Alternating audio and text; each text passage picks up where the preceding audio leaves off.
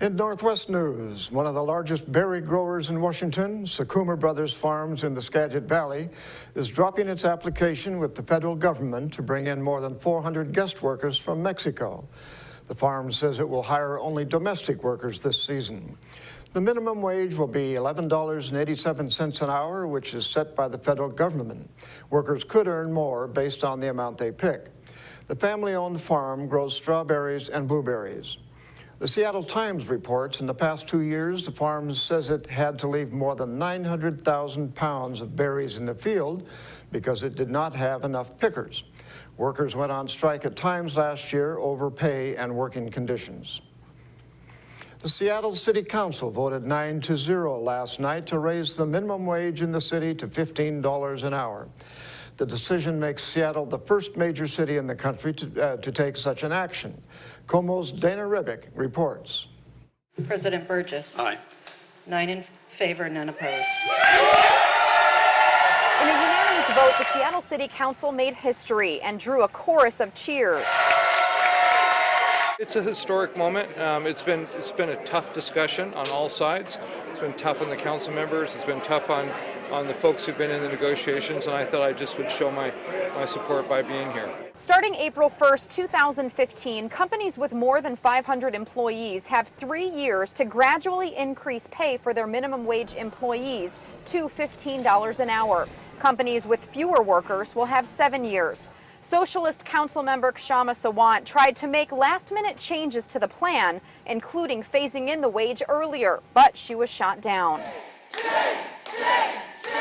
There are more people competing for the same jobs. Obviously, teenagers lose out. People with less experience lose out. And so the solution to that is not to condemn them further to low wages, but actually to bring them on par with everyone else. Another group not happy with the approved plan, local franchise owners.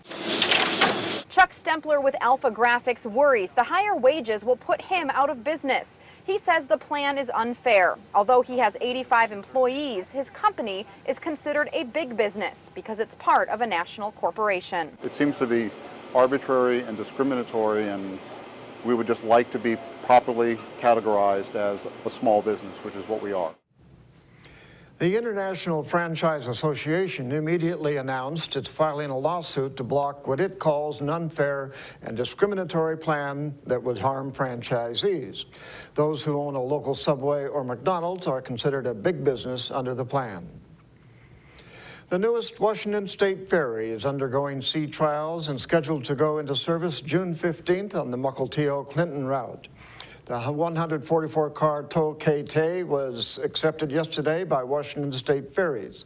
The Associated Press reports its addition will allow the oldest ferry in the fleet, the 60-year-old Evergreen State, to be retired.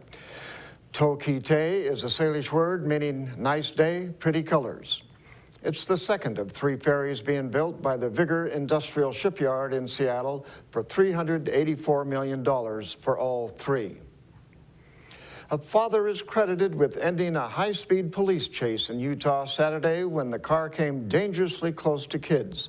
He pulled his truck in front of the suspect's speeding vehicle, and it was caught on camera. For CNN, reporter Ashton Goodell has the story. Hey, you guys, watch out! They'll come! Get out of the way! Get out of the... There was probably about 15 kids present in the park at the time. About 3 of them almost got hit. They actually had to jump out of the way. And I would say he had to have been going at least 60, I mean, in the parking lot. The teenager went on quite a joyride before he ended up here at this park in Syracuse. It started in Duchesne County, where police say the 14-year-old stole his grandpa's car and drove it several hours back toward his home in Sunset. We caught up with him, and when the officer initiated the traffic stop, he did not slow down. My heart dropped. I honestly thought one of those kids was going to die. Police say the 14-year-old weaved at high speeds through neighborhoods and eventually turned into this park. That's when officers called off the chase for fear it might endanger the kids there. It was a quick-thinking parent who jumped in his truck and rammed the stolen car, finally ending the chase. The man who stopped the erratic driver was here watching his kids play at the skate park. He said he didn't think too much about what he was doing. He was just angry that somebody would be driving so close to his kids. The person who was driving the truck, He could see that the car was turning back into the park, and he did not want the car to hit all of the children or any of the children in the park, and he actually pulled his truck in the way. The 14-year-old is expected to face charges and is behind bars at a nearby detention facility.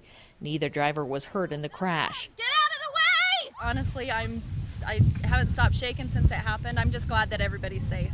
Ashton Goodell, Fox 13 News, Utah. And that's going to do it for us here at iFIBER 1 News. We want to thank you for watching, and we'll see you again tomorrow.